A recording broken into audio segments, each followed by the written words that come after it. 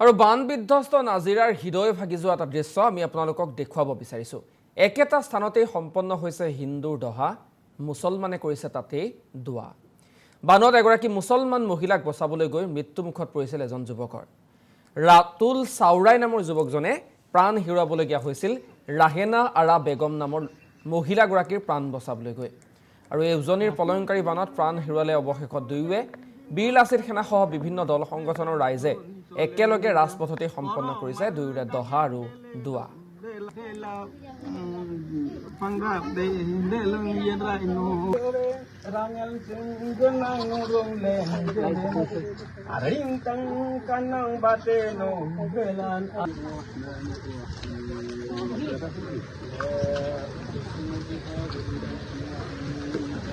يا أرحم الراحمين শহীদা গৰাকীক আপুনি মাফ কৰি দিছে, নিশ্চয় মাফ কৰিব। আপুনি জান্নাতুল ফিৰদাউছত আলা মাকাম নসিব কৰিব। আমিন ইয়া আৰহামাৰ ৰাহিমিন। শহীদা গৰাকীক আপুনি মাফ। আৰু এই মুহূৰ্তত আমি আপোনালোকক দুটাকৈ দৃশ্যাংশ দেখুৱালো। মুছলমান এগৰাকী মহিলাৰ প্ৰাণ বচাবলৈ গৈ হিন্দু এই ৰাতুল চাওৰা নামৰ যুৱকজনেও প্ৰাণ হেৰুৱাবলগীয়া হৈছিল। দুয়ো কোবাল সোঁতত উটি গ'ল আৰু সেই একে স্থানতে এতিয়া স্থান তাত নাই।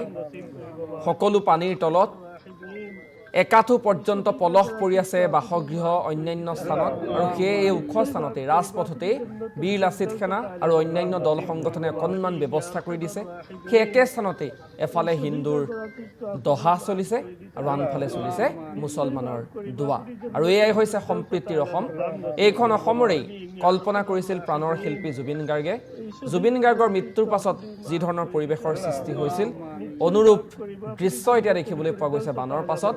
উজনিৰ বানে হিন্দু মুছলমানৰ ৰাজনীতি, হিন্দু মুছলমান কেন্দ্ৰিক কথা বতৰাবোৰ সলনি কৰি এইদৰে সম্প্ৰীতিৰ বাৰ্তা কঢ়িওৱা পৰিলক্ষিত হৈছে।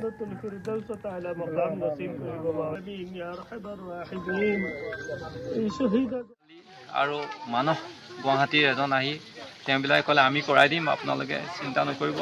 তেওঁবিলাকৰ সহযোগত আজি এই দুৱাৰ আয়োজন কৰিছোঁ। আৰু মৃতকৰ আত্মাৰ সদ্গতিৰ কাৰণে, যিসকল প্ৰবাল বানত মৃত্যু হৈছে সকলোৰ সদ্গতিৰ কাৰণে আজি প্ৰাৰ্থনা কৰা হ'ল।